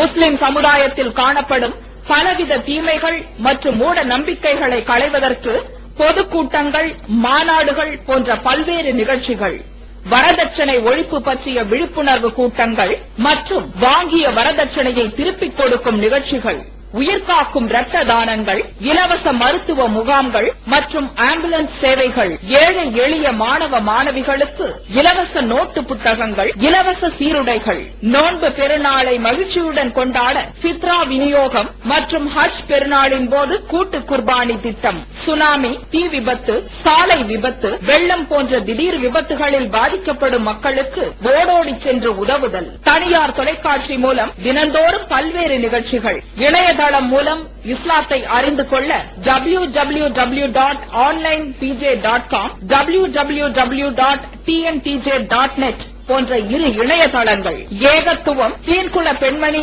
ஆகிய மார்க்க மாத இதழ்கள், முஸ்லிம் சமுதாயத்தை தட்டி எழுப்பும் உணர்வு வார இதழ், தொலைபேசி மற்றும் கடிதங்கள் மூலம் விளக்கம் பெற தனி ஏற்பாடு, குடும்ப பிரச்சனைகளுக்கு தீர்வு காண ஷரியத் தீர்ப்பாயங்கள், இலவச திருமண தகவல் திட்டம், முதியோர் ஆதரவு இல்லம், சிறார்களுக்கான அனாதை இல்லம், சத்தியத்தை நிலைநாட்டிட பல்வேறு விவாதங்கள், அடக்குமுறைக்கு எதிரான போராட்டங்கள், முஸ்லிம் சமுதாய இடஒதுக்கீட்டை பெற்றுத்தந்த உரிமை போராட்டங்கள், வறுமை மற்றும் கடன்களில் சிக்கி தவிக்கும் மக்களை மீட்டெடுக்க ஜகாத் நிதியை திரட்டி உரியவர்களுக்கு உதவுதல், வட்டியில்லா கடனுதவி திட்டங்கள், இது போன்ற இன்னும் ஏராளமான பணிகளை செய்து வரும் தமிழ்நாடு தௌஹீத் ஜமாஅத் எந்த வெளிநாட்டு அரசிடமிருந்தோ அல்லது எந்த வெளிநாட்டு நிறுவனங்களிடமிருந்தோ உதவிகளை பெறுவதில்லை என்பதை கொள்கையாக கொண்டுள்ளது. எனவே மறுமையில் மகத்தான கூலியை பெற்றுத்தரும் இந்த அரிய பணிக்கு உங்களது ஜகாத் மற்றும் நன்கொடைகளை வாரி வழங்குவீர். உங்களது நன்கொடைகளை டிடியாகவோ செக்காகவோ மணி ஆர்டராகவோ அனுப்பலாம். டிடி அனுப்புபவர்கள் தமிழ்நாடு தௌஹீத் ஜமாஅத், வங்கி கணக்கு எண் 7882748227, இந்தியன் வங்கி, மண்ணடி கிளை என்ற பெயரில் எடுத்து அனுப்ப வேண்டிய முகவரி தமிழ்நாடு தௌஹீத் ஜமாஅத், மாநில தலைமையகம் 30 அரண்மனைக்காரன் தெரு, மண்ணடி, சென்னை 1. போன் 0442215226. சாப்பிட்டேன்.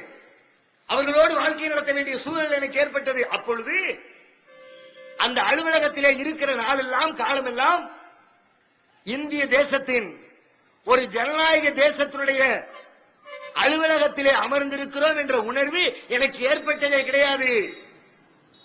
RSS அமைப்பினுடைய தலைமை செயலகத்திலே அமர்ந்திருந்தால் எப்படி நான் உணர்வேனோ அப்படித்தான் உணர்ந்தேன். அப்படித்தான் பேச்சு எல்லாம் அது மாதிரி திட்டம். RSS காரர் என்ன திட்டம் போடுவான்? முஸ்லிம்களுக்கு எதிராக எப்படி திட்டம் போடப்படுமோ அப்படிப்பட்ட திட்டங்கள் தான் அங்கே போடப்பட்டுக் கொண்டிருந்தது. அப்படிப்பட்ட ஒரு அமைப்பு, அந்த அமைப்பு வேற என்ன செய்யும்? அவங்களுடைய கூட்டாளிகளை காப்பாற்றி கொடுக்குமா இல்லையா? நம்ம ஆளப்பா உலகத்தில் இந்த தேசத்துல அவர்கள் செய்திருக்கிற அட்டூழியங்கள் கொஞ்சமா? வார்த்தைகளை வர்ணிக்க முடியுமா? சொல்லி முடிக்க முடியுமா? இந்திய தேசத்திலே நடைபெற்ற தீவிரவாத செயல்கள் 199% பிஜேபியால், இந்த சின்னஞ்சிறி இந்த கூட்டத்தினால் முஸ்லிம்களை கருவறுக்க வேண்டும் என்று நினைத்தால் உடனே ஒரு கலவரத்தை ஏற்படுத்துவார்கள். அவர்களுக்கு ஏதேனும் ஒரு சிக்கல் ஏற்பட்டால் மக்களுடைய கவனத்தை திசை திருப்புவதற்காக உடனே ஒரு குண்டை போட்டு மக்களை அழிப்பார்கள். அதுல தங்க ஆளு போனாலும் பிரச்சனை இல்லை. தமிழ்ல ஒரு பழமொழி சொல்லுவாங்களே, தனக்கு ஒரு கண்ணு போனாலும் எதிரிக்கு 2 கண்ணு போற மாதிரி வேலை செய்வாங்க. பொறாமையினுடைய உச்சகட்டம் அது மாதிரி. தான் 2 பேரை கொண்டாவது, அந்த பழியை முஸ்லீம்கள் மேல போட்டாவது, முஸ்லீம்கள் 10 பேரை கொள்ளுவோம். அந்த வேலையை திட்டம் போட்டு செஞ்ச கூட்டம் அந்த கூட்டம். ஒன்றா இரண்டா தேசத்திலே நடைபெற்ற நிகழ்வுகள். தேசம் சுதந்திரம் அடைந்த ஒரு வருடம் கிடக்கவில்லை. இந்திய தேசத்திற்காக வேண்டிய அரும்பாடுபட்டு ஒத்துழையாமை இயக்கம் நடத்தி உண்ணாவிரத போராட்டம் நடத்தி தேச விடுதலைக்காக பாடுபட்ட காந்தி சுட்டுக் கொலை செய்யப்படுகிறார். யாரால்? இந்த RSS ஆல். எப்படி? கையில இஸ்மாயில் பச்சை குத்திட்டு தலையில தொப்பி போட்டுட்டியே, சுட்டு கொண்ட உடனே பிரச்சனை ஆகும்.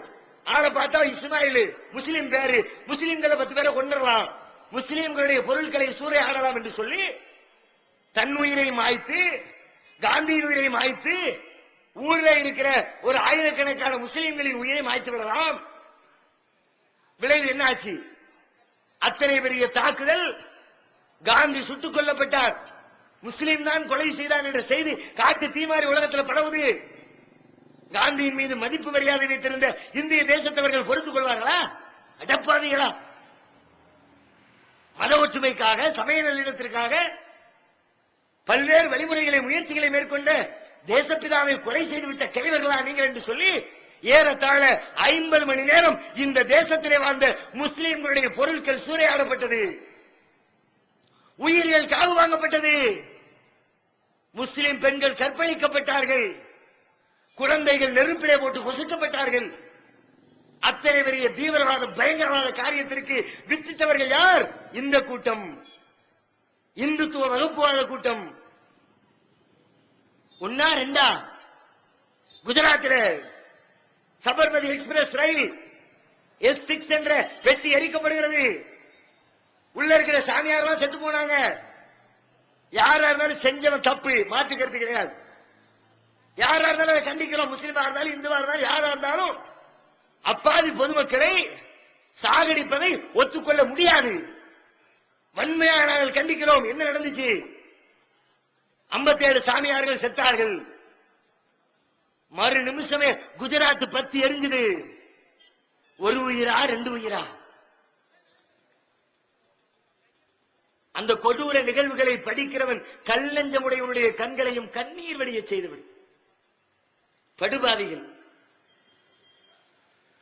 பெண்கள் என்று பார்க்கவில்லை, குழந்தைகள் என்று பார்க்கவில்லை, நோயாளிகள் என்று பார்க்கவில்லை, பெற்றெடுத்த தகப்பன் இருக்கிறானே என்று பார்க்காமல் அவனால் பெற்றெடுக்கப்பட்ட பிள்ளையை கருவறுத்த காம கொடூரர்கள் 10 வயது பெண்ணை, 15 வயது பெண் குழந்தைகளை சிதைத்து சின்னாபின்னமாக்கிய வெறிபிடித்த நாய்கள். 3000த்திற்கு மேற்பட்ட முஸ்லிம்கள் கொல்லப்பட்டார்கள். இன்னைக்கு வரைக்கும் அமைய திருமணங்க. சொந்த தேசத்திலே அகதிகளாய் போன் போடுற ஒருத்தி, என்னுடன் பிறவா சகோதரி அந்த கொடூர நேரத்தில் ஒரு வீட்டிலே தனிமையாக இருக்கிறாள். ஜன்னலோடு பார்க்கிறார். ஒரு பெரிய கூட்டம் அவளது வீட்டை நோக்கி புறப்பட்டு வருகிறது. போன போடுறா. எழுத்தாப்பதான் இருக்குது. கண்ணுக்கு எட்டின தூரத்தில் போலீஸ் பூத்து அடிக்கிறா, போன் அடிக்கிறா. இவன் பார்த்துக்கிட்டே இருக்கிறான். இந்த பெண்ணு போனை எடுத்து பேசுறான்.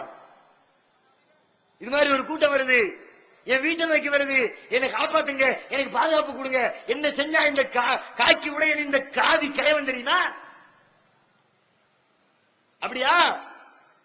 பாதுகாக்கிற. போனை வச்சுட்டு அவனை கூப்பிட்டு வீட்டை பார்க்காம போத, உள்ளுக்குள்ள ஒரு உள்ள இருக்கிறான், போ. அதனாலதான் கேட்கிறோம், இடஒதுக்கீடு கேட்கிறோமே. ஏன் இது மாதிரி இடத்துல ஒரு முஸ்லீம் இருந்தாமனா நியாயத்தை பார்ப்பாங்கள, தர்மத்தை பார்ப்பாங்கள. நம்ம சகோதரி அநியாயமா கொல்ல போறானுங்களே, கெடுக்க போறானுங்களே, கற்பழிக்க போறான, பாதுகாக்க வருவான்ல. அதனாலதான் இந்த தேசத்திலே நடைபெற்ற அத்தனை கலவரங்களையும் அதனை ஆய்ந்து அறிவதற்காக அமைக்கப்பட்ட அத்தனை கமிஷன்களும் ஒரு உண்மையை திரும்ப திரும்ப உலகத்திற்கு சொன்னது. கிருஷ்ணா கமிஷன் இருந்து இனி எத்தனையோ கமிஷன்கள் அமைக்கப்பட்டுச்சு. எல்லா கமிஷன் சொல்லிச்சு, நீ எதுல முஸ்லீம்களுக்கு இடஒதுக்கீடு கொடுக்கிறியோ இல்லையோ காவல்துறையில கொடு. ஏன் கலவரம்னு வந்துட்டா காவல்துறையும் சேர்ந்து முஸ்லிம்களை காலி பண்ணுது. அவருடைய சதவீதத்துக்கு இருந்தா ஓரளவுக்கு அவங்க காப்பாற்றப்படுவாங்க. புரிஞ்சுக்கங்க. எவனுக்கோ வந்ததில் இருக்காது தௌஹீத் ஜமாத், அதுக்கு போயிருவாங்க, அவங்க போவாங்க. ஜூலை 4 சும்மா இருக்க கூடாது. உங்களுக்கு உங்கள் உயிரை பாதுகாக்க, உங்கள் பிள்ளைகளை வாழ வைக்க, இந்த தேசத்திலே கண்ணியமாக நாம் வாழ்வாங்கு வாழ எல்லாம் கிளம்பி வரும். இன்ஷா அல்லாஹ். நடக்குது குஜராத் கலவரம். சொந்த தேசத்தில் அகதிகளாய் வாழ்விழந்து கடைசியில் ஆய்வு செஞ்சு பார்த்தா ரயில் பெட்டியை முஸ்லீம் எரிச்சாரு தானப்பா நடந்துச்சு. இவ்வளவு பெரிய படுகொலை யாருப்பா எரிச்சா? ஆய்வு செய்யிட்டார் லல்லு பிரசாத் யாதவ் வர்றார். 2002 குஜராத் படுகொலை நடக்குது, ரயில் எரிப்பு சம்பவம் நடக்குது. 2004 தேர்தல் நடக்குது, தேர்தல் மினிஸ்டர் ஜெயிக்கிறாரு. லல்லு பிரசாத் ரயில்வே மினிஸ்டரா வர்றாரு. வந்து உட்கார்ந்த உடனே என் டிபார்ட்மெண்ட்ல ஏற்கனவே நடந்திருக்கிற ஒரு பெரிய கொலை, பெரிய தீயரிப்பு சம்பவம் எடு அந்த ரெக்கார்ட, அதுக்குன்னு ஒரு கமிஷனை போடு, யாரு என்ன ஏது குற்றவாளியை கண்டுபிடி. போட்டாரு ஒரு கமிஷனர். தில்லான ஒரே ஆளு காங்கிரஸ் கவர்மெண்ட்ல. வேற எந்த பேருக்கு இவ்வளவு தில்லு இருக்குன்னு சொல்ல முடியாது. தெளிவா அடிச்சாமல அத்வானி உள்ள வருவனால ரத யாத்திரையை விட்டுட்டு உள்ள வந்த தூக்கி உள்ள ஒப்பண்டான். அப்படி திரும்பிட்டான். அத்வானியா லல்லு பிரசாத் யாதவாவே இன்னும் பெரிய பயங்கர சாதிச்சுட்டான். ரத யாத்திரை ஊரை கிளப்பி விட்டுட்டான்டா. அவன் குளிர் காய்வான். அந்த ஆள் எப்படி தில்லா சொன்னா, நீ காலை எடுத்து வைரா பீகாருக்குள்ள, நீ வைமவனை அடுத்த நிமிஷத்துல உனக்கு உள்ள போடல. நான் பீகார் முதலமைச்சர் இல்லை, அப்போ முதலமைச்சரா இருக்கும்போது வேணா எதுக்கு வேண்ட வம்பு லூஸ் இருக்கேன் அப்படித்தானே சொல்லுவாங்க. தெளிவான ஆளை குழப்பி விட்டு லூசுக்கு இருக்குன்னு சொல்லிவிட்டா அவன் பேச்ச கேட்க மாட்டாங்க. அவன் ஒரு லூசம் புடிச்சு உள்ள பண்ணாம போட்டுருவான். வேணா அவன் ரூட்டை திருப்பிட்டானோ. பீகாருக்குள்ள போகவே இல்லை வண்டி. என்னாச்சு? பானர்ஜி, நீதிபதி பானர்ஜியுடைய தலைமையிலே கமிஷன் அமைக்கப்படுகிறது. ரிப்போர்ட் தர்றாரு. அந்த தீயணைப்பு சம்பவத்துக்கும் முஸ்லிம்களுக்கு எந்த சம்பந்தமும் இல்ல. உள்ளுக்குள்ளேயே பூட்டிக்கிட்டு அவனுக்குள்ளே எவனோ ஒருத்தன் தீய வச்சு விட்டுட்டான். வெளியில இருந்து வந்து தீய வச்சா வெளியில தீ பிடிக்கணும். முதல்ல வெளியில இருந்து பெட்ரோலை ஊத்தி தீய வச்சுட்டான் அப்படிதான் சொன்னாங்க. அந்த ஆள் என்ன பண்றாரு? அதே மாதிரி ஒரு ரயில் பெட்டியை கொண்டு நிப்பாட்டுறாரு. பெட்ரோல் பெரிய கேன்ல எடுக்கிறாரு. வெளியில இருந்து ஊத்துறாரு, தீய வைக்கிறாரு. வெளியில தீய வச்சா வெளியில முதல்ல எரியணும். உள்ளுக்குள்ள எப்படி எரிஞ்சது? வெளியில உள்ளது எரியாம ஆய்வு பண்ணி சொல்றாரு, முஸ்லீம்கள் இதை செய்யல. உள்ளுக்குள்ளே இருந்த அவர்களில் ஒருவனே இந்த வேலையை செய்துவிட்டு முஸ்லீம்கள் மீது பழிய போட்டு முஸ்லீம்களை கருவறுத்திருக்கிறான். அப்படிப்பட்ட பயங்கரவாத செயலை அந்த வகுப்புவாத கும்பல் தான் செய்தது. ஒவ்வொரு கட்டத்திலையும் மாதிரி எத்தனை லிஸ்ட் அடுக்கலாம். வெறும்னு அப்படி லைனா லிஸ்ட் அடிச்சா அது ஒரு 4 மணி நேரத்துக்கு லிஸ்ட் மட்டும் போடும். அதுவே பத்தாது, டைம் பத்தாது, நேரம் இல்ல. சிமி அலுவலகம், சிமி என்ற இஸ்லாமிய மாணவர் அமைப்பு 2001 பிஜேபி கவர்மெண்ட் இருக்கும் பொழுது தடை செய்யப்படுகிறது. அது தீவிரவாத அமைப்புன்னு சொல்லி தடை செய்யலாம். 2 வருஷம் தான் தடைக்கான பீரியடு. அதுக்கு பிறகு தகுந்த காரணம் இல்லாட்டி தடையை நீக்கணும். ஆனா அவன் பீரியட் வரைக்கும் என்னாச்சு? எந்த காரணமுமே இல்ல. 2001 இருந்து 2003 ஆச்சு, தடை நீட்டிக்கப்படுகிறதுட்டான். 2003 இருந்து 2005 ஆச்சு, தடை நீட்டிக்கப்படுகிறதுட்டான். அதுக்கு பிறகு என்னாச்சு? ஒரு அம்மா வந்துச்சு, நீதிபதி ஜீதா மிட்டல். அந்த அம்மா பாத்துச்சு, தடையை நீக்கணும்னா தகுந்த காரணம் இருக்கணுமே. இந்த இடைப்பட்ட காலத்துல ஏதாவது தீவிரவாத காரியத்தை செஞ்சிருக்கிறாங்கன்னு ரெக்கார்டு வேணுமே. ஏதாவது செஞ்சிருக்கிறாங்களா பாப்பமே தோன்றுனா ஒண்ணுமே இல்ல, அவங்க மேல கேஸே இல்ல. இவர்களுடைய அந்த தடையை நீக்க போகிறேன், சிமி என்ற அமைப்பிற்கு மீது அரசு விதித்திருந்த தடையை நீக்க போகிறேன்னு அந்த அம்மா சொல்ல பயங்கரமா கோரிக்கிறான். என்னடா இது, சிமி தடை நீக்க கூடாது அப்படிங்கிறான். ஒண்ணும் இல்ல, சட்டப்படி அதை செய்ய முடியாது, நீக்கத்தான் போறீங்க அந்த அம்மா. அப்படித்தானே? அவன் என்ன மாதிரி செஞ்சிருக்கான், அவ்வளவுதானே. இந்தா பாரு அப்படின்னா அந்த பக்கம் திரும்பினா மறுநாளே பெங்களூர்ல குண்டு வெடிக்குது. அது அடுத்த நாள் பார்த்தா அகமதாபாத்ல குண்டு வெடிக்குது. கேட்டியா? சொன்ன ஒத்துக்கிட்டியா? அந்த பார் சிமி பண்ண வேலை, சிமி மேல தடுத்துக்கு போடு, திரும்ப தடையை பண்ணு, மீண்டும் அந்த சிமிக்கு தடை. இந்த சிமியை தடுக்கிறதாண்டி அங்க ஒரு குண்டை வச்சு இங்க ஒரு குண்டை வச்சு எத்தனைங்க இப்படி தங்களுக்கு ஏதாவது ஒண்ணு வந்துருச்சுன்னா உடனே அதை செஞ்சு முடிக்கிறதுக்கு எத்தனை உயிர்களை பலி கொடுப்பதற்கும் தயங்காத பாதகர்கள். 2004 பாராளுமன்ற தேர்தல் பிஜேபி போண்டி ஆயிடுச்சு. எல்லா பேரும் என்ன சொல்லிவிட்டான், நரேந்திர மோடி தான் காரணம். வாஜ்பாயை குற்றம் சுமத்திட்டாரு. இந்த ஆளு 2002 பெரிய கலவரத்தை பண்ணாரு, மக்கள் நம்மளை வெறுத்துட்டாங்க, அதனால இவர் தான் காரணம் அப்படின்னு. உடனே மோடி பார்த்தான், என்னடா இது நம்மளை பத்தி ஆளாளுக்கு வாங்குறாங்க. லோக்கல் சட்டசபையில 81 எம்எல்ஏக்கள் நாங்க இவங்களுடைய இல்லையா, இவன் இருந்தாலும் நம்ம கட்சி அடிச்சு போடுவோம். நரேந்திர மோடி கூட நாங்க இருக்க மாட்டோம், அந்த ஆளை பதவி நீக்கம் பண்ணணும். 81 எம்எல்ஏக்கள் எதிர்புறத்தில் இருந்து இருக்கிறார்கள். மோடி பாக்குறோம், ஆகா பிரச்சனை விஸ்வரூபம் எடுத்த விடக்கூடாத, திசை திருப்பணுமே. மறுநாள் பார்த்தா 4 முஸ்லீம் இளைஞர்கள் சுட்டுக்கொலை. பத்திரிகையிலேயே மோடியின் உயிருக்கு ஆபத்து. பம்பாயில இருந்து புடிச்சிட்டு வந்து அநியாயமா அக்கிரமமா மோடியை சுட வந்தாங்க. தற்காப்பு வீரர்கள் பாதுகாத்துட்டாங்க. என்கவுண்டர் என்ற பெயரிலே போலி என்கவுண்டர். அதுலயும் ஆதாரம் போலிதான் இருக்கு. எப்படி கார்ல வந்தாங்களா இவங்க, கார்ல வந்து துப்பாக்கி சூடு நடந்துச்சா. இஸ்ரத் ஜஹான் ஒரு பொம்பளை பிள்ளை, ஜாவிதன் ஒரு பையன், வெளியூர்ல இருந்து வந்த இன்னும் 2 பையங்க, மொத்தம் 4 பேரு கார்ல வந்தாங்க. துப்பாக்கியால சுட்டாங்க. இவங்க அவங்கள சுட, காவல்படை அவங்க இவங்கள சுட, கிட்டத்தட்ட 53 குண்டுகள் துப்பாக்கி குண்டு பரிமாறப்பட்டுச்சான். இவங்க கொஞ்சம் அவங்க கொஞ்சம் 53 குண்டு, 53 துப்பாக்கி சூடு நடந்திருக்கிறது. காருடைய முன்புற கண்ணாடியை பார்த்தா ஒரு ஓட்டை இல்லை, ஒரு சில்லி இல்லை. 53 தடவை சுட்டுருக்கான். முன்னாடி இருக்கிற கிளாஸ் உடையாதா? நீ என்ன சுடுறது? வேகமா போய் ஸ்பீட் பிரேக்ல டம்முன்னு தூக்கி போடு வண்டிய. கண்ணாடி சின்ன சின்னியா போயிருது. ஸ்பீட் பிரேக்கு தாங்காத கண்ணாடி 53 துப்பாக்கி சூடு இருக்கிற தாங்குவா? போலி அப்படி ஒண்ணு நடக்கல, என்கவுண்டர் இல்ல.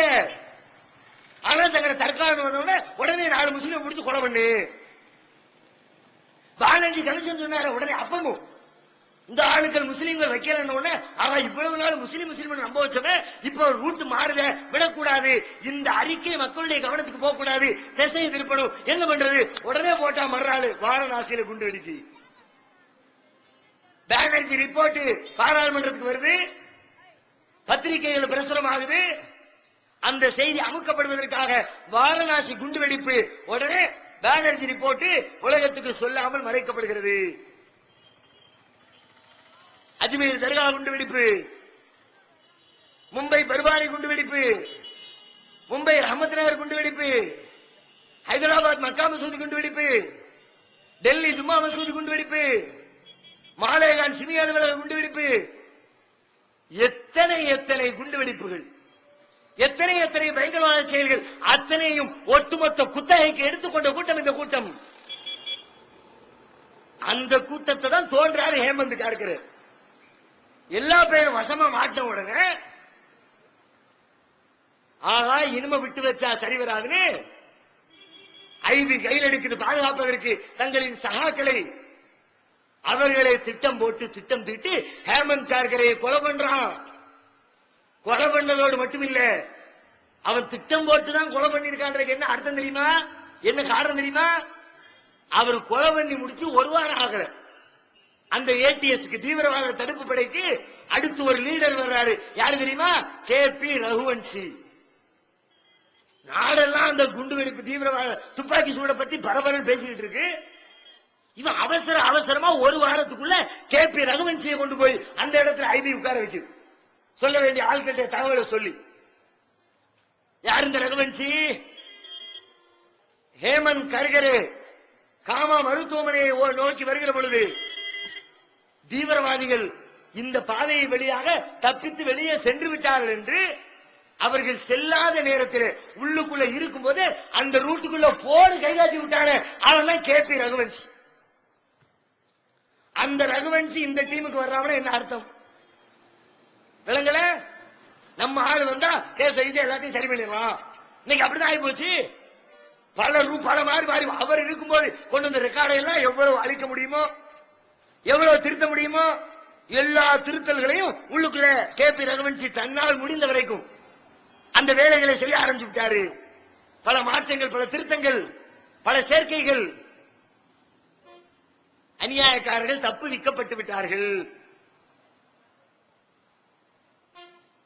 இவ்வளவு பெரிய நாட்டினுடைய ஒட்டுமொத்த அமைதியை குலைக்கக்கூடிய பயங்கரவாத செயலில் ஈடுபட்டவர்கள் ஒரு சின்னஞ்சிறிய கூட்டம் முழுக்க முழுக்க அதை தலைமையேற்று நடத்தியது இந்திய தேசத்தினுடைய ஐபியாக உளவுத்துறை ஐபி தான் இதை முன்னின்று நடத்தியது என்பதற்கு இவை எல்லாம் ஒரு தெளிவான சான்றுகளாக இருக்கிறது.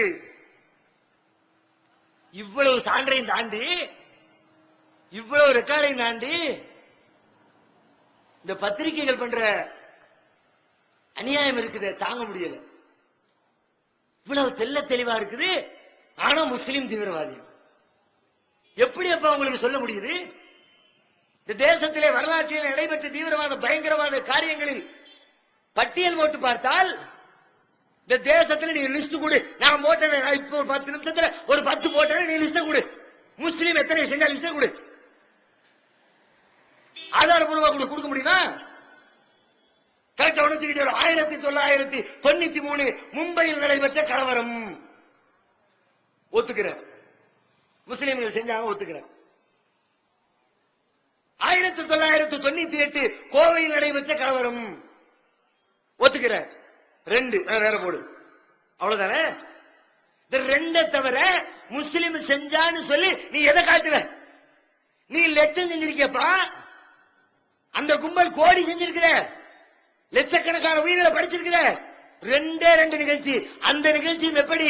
நான் சொல்லுவேன், அதற்கு காரணம் கூட உண்மையிலே முஸ்லீம்கள் இல்லை, அரசு தான் அதற்கு காரணம்.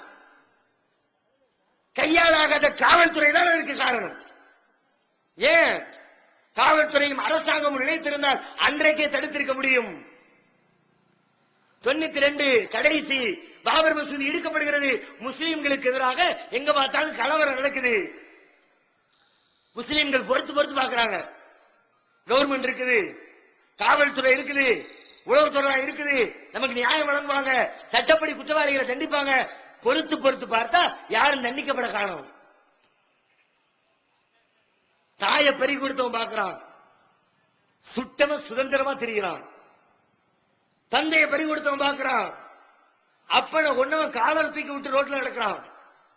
அப்போ ஒரு சின்ன கூட்டம் உருவாகுது. என்னடா இது, இவ்வளவு பெரிய அநியாய அக்கிரமம் நடந்திருக்குது, பட்டவர்த்தனமா உலகத்துக்கு தெரியுது, அரசாங்கத்துக்கு தெரியுது. ஆனாலும் அநியாயக்காரர்களுக்கு தண்டனை வழங்காமல் நமக்கு நியாயம் வழங்கவில்லையே, இனிமேல் இந்த அரசை நம்பி புண்ணியம் இல்லை, நமக்குரிய நியாயத்தை நாமே பெற்றுக்கொள்வோம் என்று முடிவுக்கு வந்தார்கள். அந்த முடிவின் விளைவு கையில ஆயத்தை தூக்கினான். நான் அதுக்காக அது சரின்னு சொல்லல, அதை நான் நியாயப்படுத்தல, தப்புதான். யாரா இருந்தாலும் அநியாயமா அப்பாவிகளை கொள்ற ஒத்துக்க முடியாது. ஆனால் அரசு நினைத்திருந்தால், நியாயம் வழங்கி இருந்தால் இந்த தீவிரவாதத்தை தடுத்திருக்க முடியுமா இல்லையா? கோயம்புத்தூர் அதே மாதிரிதான்.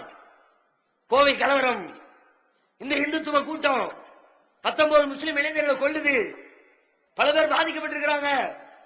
கலைஞர் அரசு தான் இன்றைக்கு ஆட்சியில் இருக்கிறது, நீதி வழங்குவார் என்று எதிர்பார்க்கிறார்கள். அவர் முஸ்லிம்களை ஏறெடுத்து பார்க்க இருக்கிறார். கொல்லப்பட்டவர்களின் குடும்பத்திற்கு ஏதாவது இழப்பீடு தருவார் என்று கோரிக்கை வைக்கிறார்கள். இழப்பீடை பற்றி பேசுவதற்கே தயங்குகிறார். சரி, முஸ்லிம்களை பார்த்து ஒரு ஆறுதலாவது சொல்வாரா என்று யோசித்து பார்த்தால் அவர்களுக்கு முகம் கொடுப்பதற்கு கூட அன்றைக்கு முதலமைச்சருக்கு நேரம் இல்லை. ஊட்டிக்கு வருகிறார், மேட்டுப்பாளையத்துக்கு வருகிறார். கோவையில் இருக்கிற முஸ்லிம் சமுதாயம் அவரை ஒரு ஆறுதலுக்காக சந்திப்பதற்கு நேரம் கேட்கிறது. அதற்கு கூட நேரம் ஒதுக்க மறுத்துவிட்டு முஸ்லிம்களை புறக்கணிக்கிறார். புறக்கணிப்பதோடு மட்டுமில்லை, முஸ்லிம்களை கொன்று குவித்த அந்த பயங்கரவாத செயலில் ஈடுபட்ட காவல்துறை அதிகாரிக்கு அண்ணாவுடைய பெயரில் பதக்கம் வழங்கி உயர் பதவி கொடுத்து கௌரவிக்கிறார். இதுக்கு பிறகு எவன் பொறுமையா இருப்பான்? இதுக்கு பிறகு ஓண்ட நியாயத்தை எதிர்பார்க்க முடியாதுப்பா, நான் பாத்துக்கிறேன். அப்படிதான் கோயம்புத்தூர்ல அந்த கூட்டம் இறங்குது. நீங்கள் காட்டக்கூடிய 2 முஸ்லீம்கள் செய்தார்கள் என்று 2 சொல்றீங்க, அந்த 2க்கும் அரசுதான் காரணம். உங்களுடைய நீதி நிர்வாகத்தில் இருக்கிற குறைபாடு காரணம். ஆனா நாம் போட்ட பட்டியல் ஹைதராபாத் குண்டு வெடிப்புக்கு யாரு காரணம்? மக்கா மசூதி குண்டு வெடிப்புக்கு என்ன காரணம்? பர்பானி குண்டு வெடிப்புக்கு என்ன காரணம்? பாலேகான் குண்டு வெடிப்புக்கு என்ன காரணம்? முஸ்லீம்கள் அழிக்கணும். அதை தவிர வேற என்னப்பா காரணம்? ஏன் இவ்வளவு வெறி முஸ்லீம்கள் மீது? இஸ்லாம் வளர்ந்துச்சுன்னா அவங்களுக்கு ஒரு பெரிய ஆபத்து. இஸ்லாத்தினால் முஸ்லீம்களால் அவர்கள் பாதிக்கப்படுகிறார்கள். நீங்க உடனே என்னடா இது இஸ்லாம் பாதிக்கப்படுற மாதிரி என்னத்தை சொல்லணும்னு ஆச்சரியப்பட தேவையில்லை. இஸ்லாத்தினால் பாதிக்கப்படுகிறவர் நல்லவர்கள் யாரும் பாதிக்கப்பட மாட்டாங்க. இஸ்லாம் நடைமுறைப்படுத்தப்பட்டால் அயோக்கியன் பாதிக்கப்படுவான், திருடன் பாதிக்கப்படுவான், கொள்ளையன் பாதிக்கப்படுவான், குடிகாரன் பாதிக்கப்படுவான், வட்டிக்காரன் பாதிக்கப்படுவான். அந்த அடிப்படையில் இந்த பார்ப்பன பனியா கூட்டம் பாதிக்கப்படுவபடி அவருடைய உயர் சாதி தத்துவம் இடிந்து விழும். இஸ்லாம் வந்தா சமத்துவம் அப்பா, எல்லா பேரையும் ஒன்னா ஒண்ணு நிப்பாட்டுறான், ஒரே லைனா தொழுகிறான், ஆண்டி அரசன் வேறுபாடு இல்ல. இஸ்லாத்துக்கு இன்னைக்கு வந்தவன் காலு முன்னாடி இருக்குது, பரம்பரையா வந்தவன் பின்னாடி நிக்கிறான், அவன் தலை இவன் காலில் படுது. அந்த அளவுக்கு சகோதரனா மாறி போயிடலாம். நம்முடைய அந்த உயர் சாதி நமக்குன்னு இருக்கிற இந்த மதிப்பை தக்க வச்சுக்க முடியாது. ஆகையினால இஸ்லாம் வந்துச்சுன்னா இந்த சாதிய வேறுபாட்டை ஒழிச்சிடும். சாதி வேறுபாடு ஒழிஞ்சா நமக்கு இருக்கிற கௌரவம் போயிடும். எனவே இஸ்லாம் இருக்கக்கூடாது, முஸ்லீம்கள் இருக்கக்கூடாதுன்னு முஸ்லீம கெட்டவனா, முஸ்லீம தீவிரவாதியா அப்படியே பரப்பி விடுகிறார்கள். என்ன செய்தார்கள்? முஸ்லீம்கள் லிஸ்ட் என்னங்க இருக்குது? பட்டியல் போட முடியுமா? நான் கேட்கிற லிஸ்ட போட்டா உங்களால முஸ்லீம்களை அப்படியே தேடி பார்க்கணும். காந்தியை கொண்டது முஸ்லீமா? காந்தியின் மீது நிகழ்த்தப்பட்ட படுகொலைக்கு முஸ்லீம் காரணமா? இந்திரா காந்தியின் மீது நிகழ்த்தப்பட்ட படுகொலைக்கு முஸ்லீம் காரணமா? ராஜீவ் காந்தி மீது நிகழ்த்தப்பட்ட படுகொலைக்கு முஸ்லீம் காரணமா? ஆபிரகாம் லிங்கன் கொல்லப்பட்டானே முஸ்லீம் காரணமா? ஜான் எஃப் கென்னடி கொல்லப்பட்டானே முஸ்லீம் காரணமா? முதலாம் அலெக்சாண்டர் கொல்லப்பட்டானே முஸ்லீம் காரணமா? 6 லட்சம் மக்களை யூதர்களை கொண்டு குவித்தானே ஹிட்லர், அவன் முஸ்லிமா? 4 லட்சம் இத்தாலிய மக்களை கொண்டு குவித்தானே முசோலினி, அவன் முஸ்லிமா? இன்றைக்கு வடநாட்டிலே தீவிரவாத செயல்களை ஒட்டுமொத்த குத்தகைக்கு எடுத்து செயல்பட்டுக் கொண்டிருக்கிறார்கள் உல்ஃபா, அவர்கள் முஸ்லிம்களா? நக்சலைட்டுகள் முஸ்லிம்களா? மாவோயிஸ்டுகள் முஸ்லிம்களா? சமீபத்தில் மாவோயிஸ்டுகளுக்கு போகக்கூடிய ஒரு ஆயுதம் 875 ராக்கெட்டுகள் அரசாங்கத்தால் கைப்பற்றப்பட்டது. 875 ராக்கெட்னா என்ன தெரியுமா? அது அவன் கைக்கு போயிருச்சுன்னா சொல்ல முடியாது, மொத்த கவர்மெண்டே கூட மாவோயிஸ்ட் கைக்கு போயிடும். இந்திய நாட்டோடு சரிசமமாக போரிடுவதற்கு தேவையான ஆயுதங்கள் 875 ராக்கெட். இந்திய ராணுவத்தில் கூட இருக்குதா என்னன்னு தெரியல. அவ்வளவு சேகரிச்சு வச்சாங்க அவங்க முஸ்லீம்கள். சேகரிச்சு வச்சு இன்னைக்கு அடிக்கிறாங்களே, பொது சொத்துக்களை சேதப்படுத்துறாங்க முஸ்லீம்களா? நக்சலைட்டுகள் முஸ்லீம்களா? போராடாதக்காரர் முஸ்லீம்களா? இந்த காரியத்தை செய்யற யாரும் முஸ்லீம் இல்ல. இன்னும் சொல்ல போனா முஸ்லீம்னாலே இந்த தீவிரவாதத்தை எல்லாம் அழிக்க நினைக்கிறானே அவன் தான் உண்மையிலே முஸ்லீம். முஸ்லீமுக்கான அளவுகோல் என்ன தெரியுமா? நாங்கள் உயிருக்கு மேலாக மதிக்கக்கூடிய எங்களின் நபிகள் நாயகம் ஸல்லல்லாஹு அலைஹி வஸல்லம் சொல்கிறார்கள், தங்களுடைய இறுதி பேருரைகளை குறிப்பிடுகிறார்கள், அல் முஸ்லிமு மன் சலிமல் முஸ்லிமூன மின் லிசானிஹி வ யதிஹி. முஸ்லிம் என்பவன் யார் தெரியுமா? யாருடைய நாவினாலும் யாருடைய கரத்தாலும் பிறர் எந்த கெடுதலுக்கும் ஆளாகாமல் இருக்கிறார்களோ அவர்தானையா முஸ்லிம். முஸ்லிம் இஸ்லாம்ங்கிற பிறருக்கு கேடு செய்யக்கூடாதுன்னு சொல்ற தத்துவங்க. நீ என்ன இஸ்லாத்தை பத்தி பேசுற? முஸ்லிம்களை பத்தி பேசுற? அநியாயமா அக்கிரமமா செய்யக்கூடிய கொலையை பத்தி இஸ்லாம் என்ன சொல்கிறது தெரியுமா? திருமறை குர்ஆன் பேசுகிறது, மன் கத்தல நஃப்ஸன் பிகைரி நஃப்ஸின் அவ் ஃபஸாதின் ஃபில் அர்தி ஃபகஅன்னமா கத்தல الناس ஜமீஆ. யார் ஒருவர் அநியாயமாக பூமியில குழப்பத்தை விளைவிக்கும் நோக்கத்தோடு ஒரே ஒரு உயிரை கொலை செய்தால் அவன் ஒரு உயிரை கொலை செய்தவன் இல்லை, ஒட்டுமொத்த மனித குலத்தையும் கொலை செய்த குற்றவாளி ஆவான். உசுரை எடுக்கிறதுக்கு உனக்கு என்ன ரைட் இருக்கு?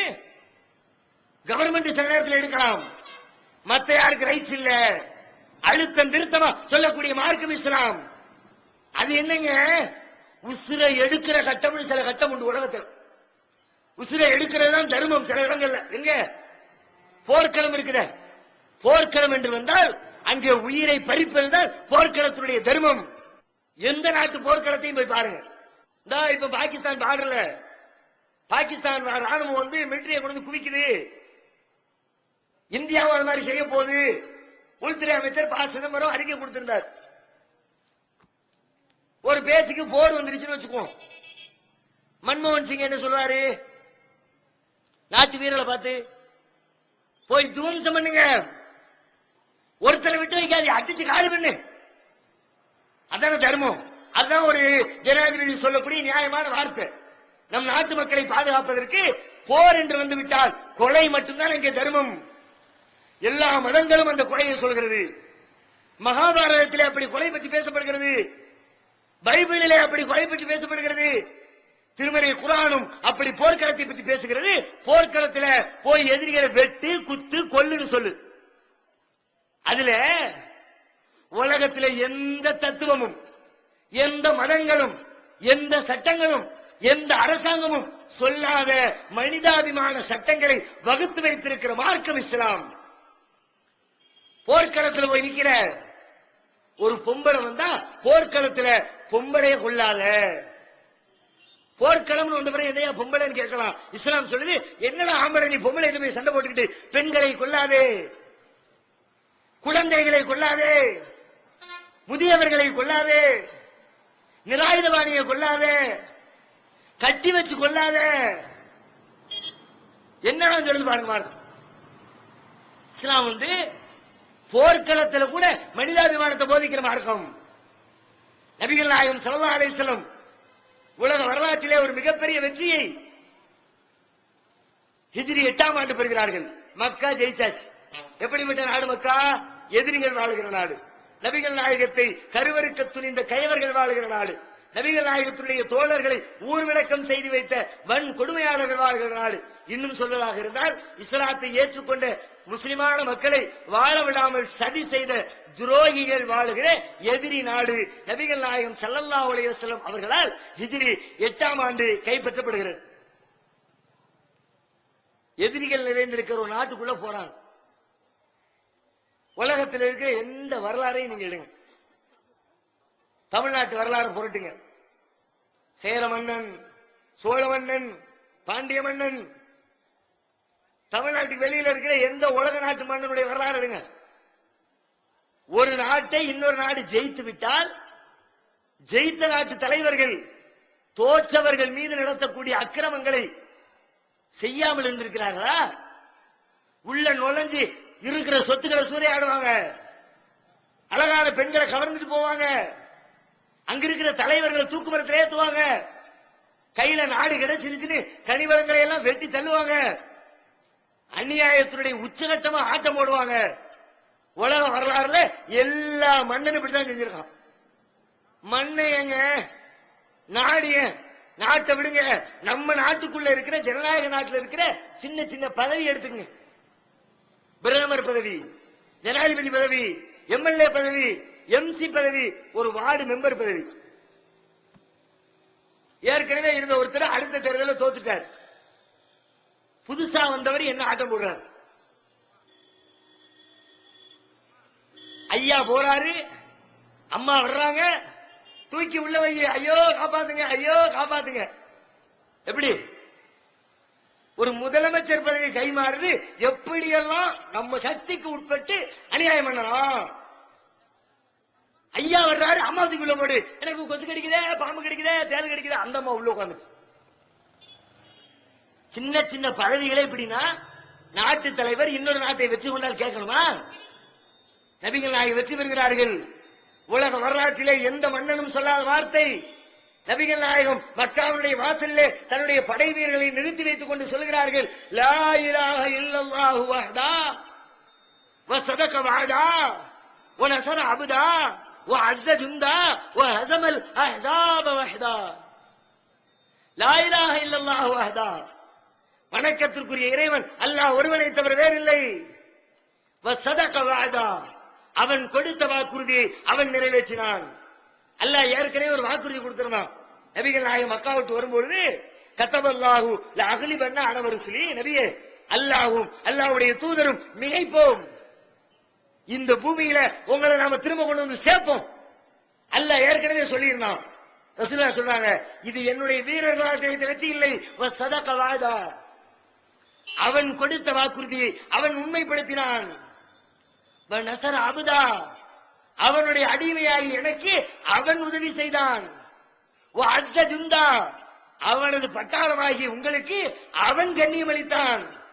வஹஸமல் அஹ்ஸாப வஹ்தா, அவனது எதிரிகளை அவன் மட்டுமே தனித்து நின்று அழித்தான். நான் அழிக்கல, ஏன் திறமை இல்ல, ஏன் ராணுவம் இல்ல, ஏன் படைபலம் இல்ல, அல்லாஹ் எல்லாத்தையும் செஞ்சான்னு சொல்லிவிட்டு மக்களை பார்த்து சொன்னாங்க, மக்களே தோழர்களே உள்ள போய் அமைதியா நடந்துக்குங்க. எந்த அளவுக்கு அமைதி?